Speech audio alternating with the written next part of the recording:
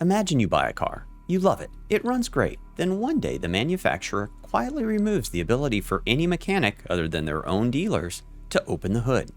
And when an independent mechanic figures out how to restore the access, they get hit with a cease and desist letter. That, roughly speaking, is what just happened in the world of 3D printing, and it sparked a genuine firestorm.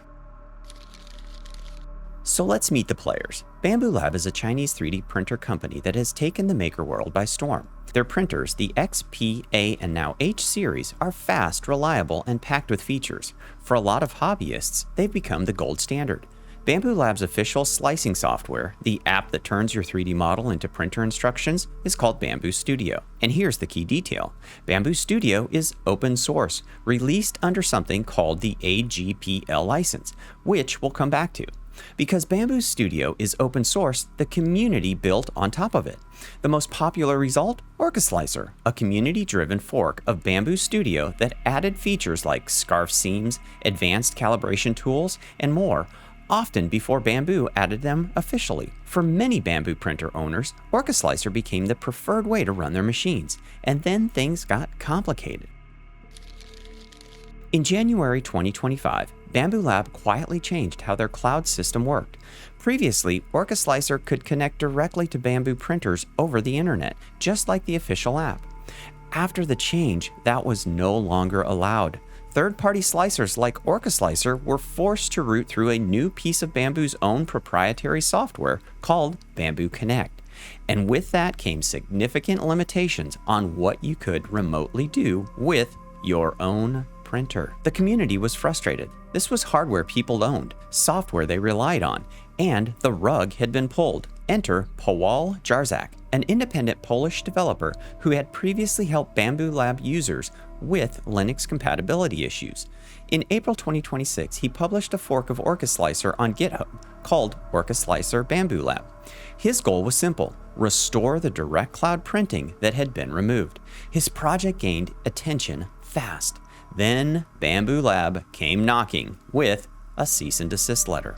They accused Jarzak of impersonating Bambu Studio when communicating with their servers, bypassing authorization controls, reverse engineering proprietary software, and violating their terms of use. Jarzak, not wanting a prolonged legal fight, took the project down. But before he did, he posted a public statement on GitHub, and that's when this story went viral.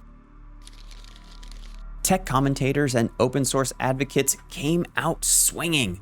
The core argument from the community goes like this. The AGPL license, the license that governs Bambu Studio, specifically allows anyone to take the code, modify it, and distribute it.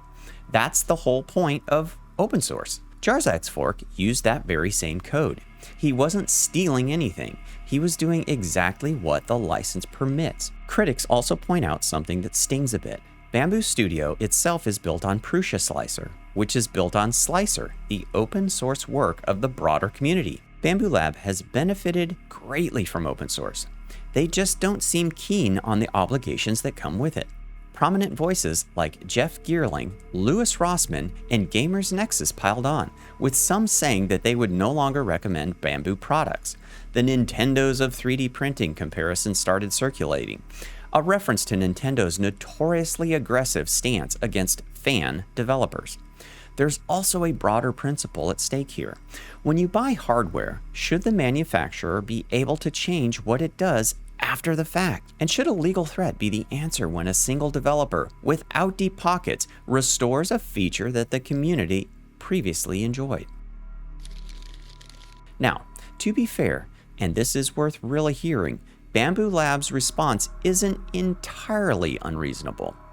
In their official blog post, they made a clear distinction. The AGPL license covers the code. It does not cover access to their cloud infrastructure. Those, they say, are two completely separate things. Their specific technical complaint about Jarzak's fork? The software reportedly used a hard-coded identifier that made it appear to be the official Bambu Studio client when talking to the Bambu servers.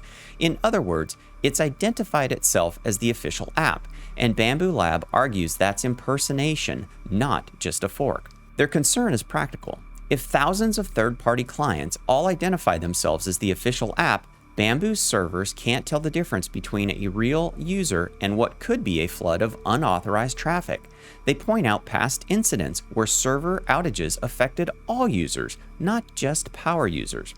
They also point out that they do offer alternatives: LAN mode for local printing without the cloud, and Bambu Connect as a bridge for third-party slicers. They say their developer mode exists for power users who want more control, and they offer a bug bounty program, encouraging the community to report problems through proper channels rather than publicly releasing workarounds. Their core message: we support open source code. We don't support unauthorized access to private infrastructure we build and maintain. Now, here's where it gets genuinely murky, because both sides have a point. Bambu Lab is legally correct that a software license doesn't automatically grant access to their servers. Companies have the right to control who connects to their infrastructure. But critics argue that there is a social contract here that goes beyond legal technicalities. Bambu built their reputation partly on being an open, community-friendly company. Their own software exists because open source work that came before them. When you benefit from that community and then threaten a solo developer for restoring a feature using your own published code, that feels like a betrayal of the spirit, even if it might be defensible in the letter. The impersonation accusation is also contested. Jarzak says he simply used the Bambu network plugin that Bambu Lab published in their own open source repo, and that the plugin's behavior is not something he controls.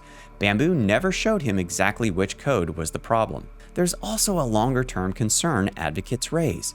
What happens when the cloud goes away? When Bambu Lab eventually shuts down servers, or a product line is discontinued, will those printers become bricks?